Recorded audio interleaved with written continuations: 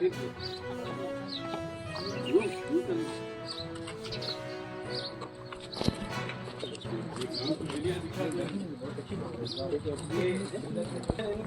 होता है या हमारे कोटड़ा में बुलाते हैं तो आते हैं। ये पढ़ाइयों का पढ़ा आ रहा है, इसको आगे जाएंगे।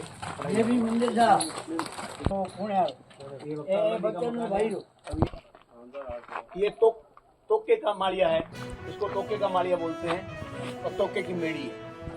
ये हमारे पढ़ाइया परिवार का सबसे पुराना धरोहर, लगभग ये 300 साल पुराना। यहाँ पर हमारा परिवार यहाँ से उत्पत्ति होके और धीरे धीरे आगे बढ़ा। ये सबसे पुराना, और इस प्रकार से ये पढ़ाइयों का मोहल्ला आ रहा है। नगर सेठ है और कोटड़ा मेरा भी गांव है। और आज ये अपने गांव में अपना वो खंडर मकान जो अंग्रेजी बबूल के पीछे दब गया उसको ढूंढ रहे हैं। मिल गया है मकान, अवशेष मिले, अवशेष है, दीवार अभी भी है। रुको मैं कैमरा आप तक लाता हूँ।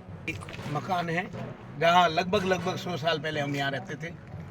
मेरे दादाजी लक्ष्मण दास जी, मेरे परदादा जी हिंदूमल जी, और यहाँ इस मकान से धीरे धीरे जैसे जैसे व्यवसाय और वैसी परिस्थितियाँ बनी, हमारे को कोटड़ा छोड़ के और बाड़मेर आना पड़ा।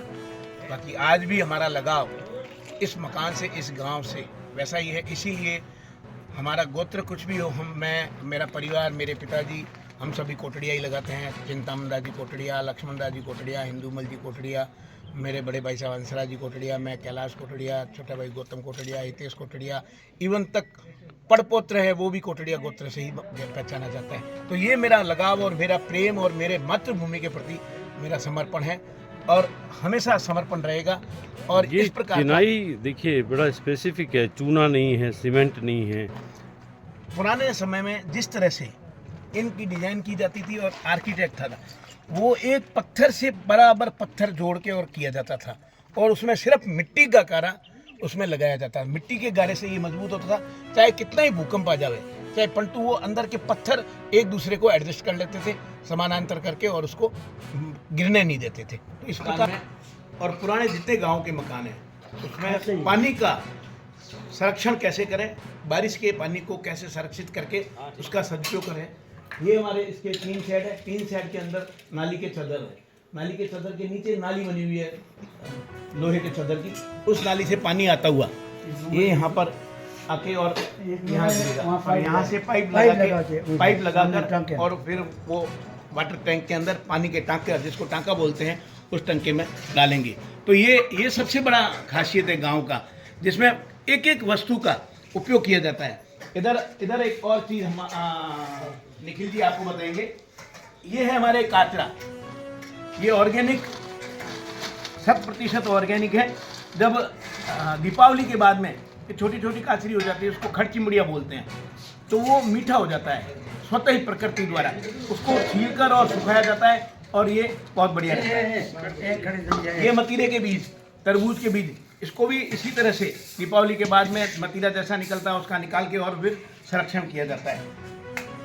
ये गिले चिमड़िए थे, काचरे कह दो, चिमड़िए कह दो, दीपावली के बाद में ये छोटे रहते हैं और मीठे होते हैं। इनकी बेल को संरक्षित किया जाता है, कम से कम 3 महीने तक इसकी बेल के अंदर ये काचरे चिमड़िए ऐसे कैसे रहेंगे।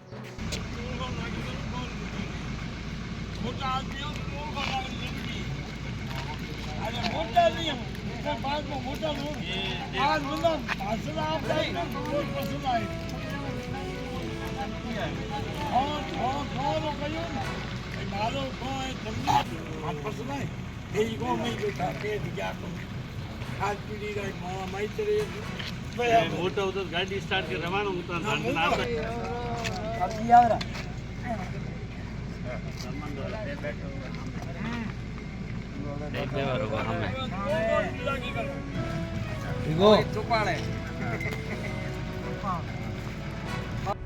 ये कोटड़ा गांव का जैन मंदिर है।